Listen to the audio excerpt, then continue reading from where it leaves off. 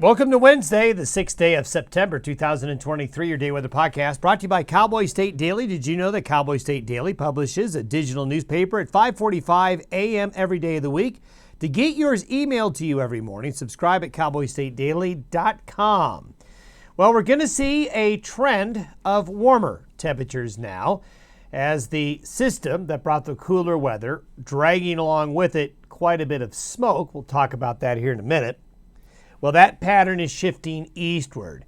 So temperatures are going to moderate, winds aloft will shift a bit, and that will shift the smoke and spread it out a little bit more. Also, this pattern is really not going to lead to much in the way of any significant precipitation. We do see across portions of Montana, the far northern areas of the U.S., some shower activity between now and Saturday, but elsewhere, not very much of it.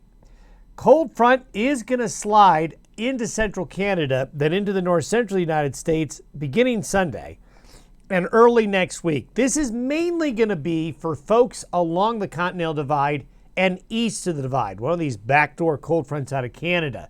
That's going to cool things off and bring rain chances east of the Divide. West of the Divide, there really won't be much happening well into early next week. I want to talk about the smoke. Now, for folks in Montana, a large part of Wyoming, the Dakotas, and parts of Nebraska, this is a satellite photo from yesterday afternoon. And you can see, if you look closely, the haziness right here. The winds aloft late Sunday into Monday and Tuesday started to come in from the northwest to the southeast. And that took some smoke from fires in northwest Canada and just pushed it right in. And also, the cooler, more dense air behind the cold front tends to trap the smoke out a little bit more and kind of contain it into a small area, make it more dense. And that's what happened. Now, elsewhere, you can see how clear the skies were in these areas not affected by that smoke trail. But as we go through the course of the day today, that will shift. But the smoke map does show where the heavier concentration of smoke is right now. You can see that alignment northwest to southeast of the smoke plume. But as we go through today, tomorrow, and the next couple of days, winds aloft will be more west to east. So this will disperse the smoke, spread it out a little bit more, and push it more to the east. But it is affecting air quality. Wherever you see orange or red there, and also yellow, you can see where it is affecting air quality. And this is where a lot of you in this area right here were reporting a lot of smoke and a lot of haze, where you could either see it, smell it, or both. But winds aloft should bring those green dot areas more eastward. Satellite photos show a lot of dry air in the southwestern United States. No monsoonal moisture to speak of, except all the way down here. There's just not much to work with. Here's the 500 millibar chart. This is for noon today. You can see more of a west to east flow if you follow those wind barbs a little bit. So that is going to be a little bit more west to east. That will help with the smoke. Now, by noon Saturday, high pressure strong over Arizona and New Mexico. This will keep us in a warm, summer-like pattern for the second half of the week and lasting through Saturday. Now, it's very subtle, but you see this area of low pressure up here in Canada, up near Hudson Bay. Well, winds aloft going counterclockwise around it are going to start to build and push some cooler air to the south, and we'll show you that in a minute. When it comes to precipitation, we talked about maybe Montana, northern Wyoming, Idaho here.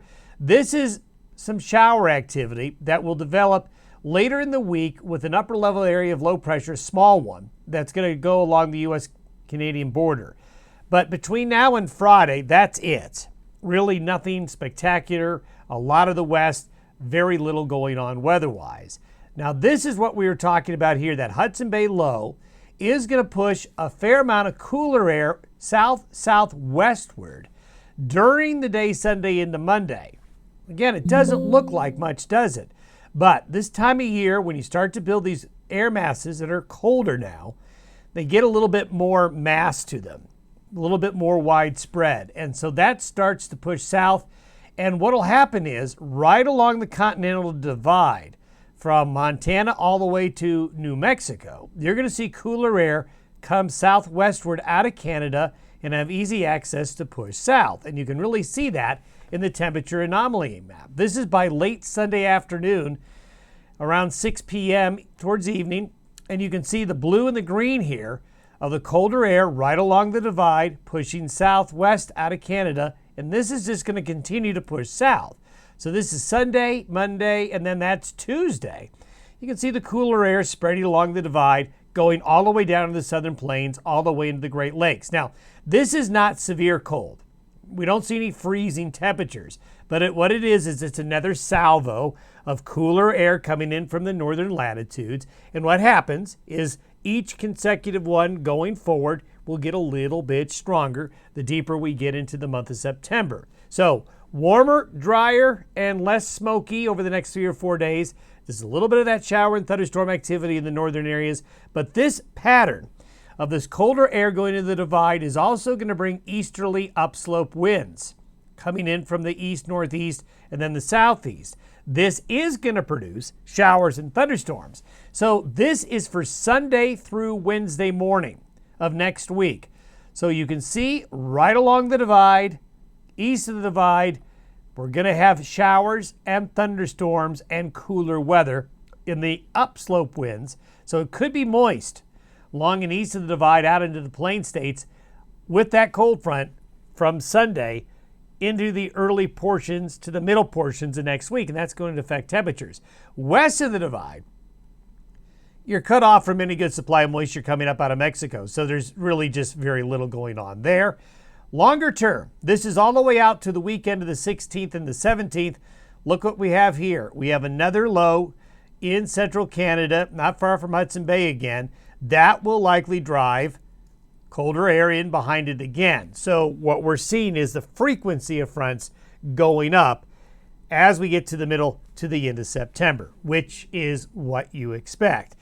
So these fronts will be a little bit more impactful. Between the fronts, the weather tends to be, well, very nice. Have yourself a good Wednesday. We will see you tomorrow.